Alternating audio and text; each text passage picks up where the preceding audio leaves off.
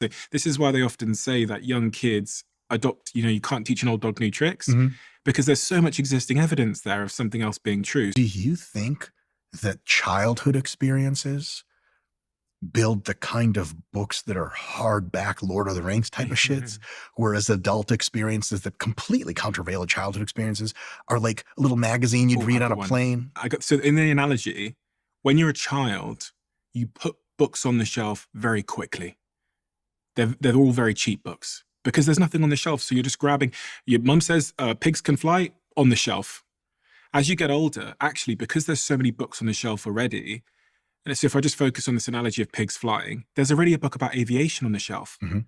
which means it's harder to believe that pigs can fly. There's a book already about animals and their anatomy. So you can't add a new one because there's so many counteracting ones already. So this is why they often say that young kids adopt, you can't teach an old dog new tricks, Mhm.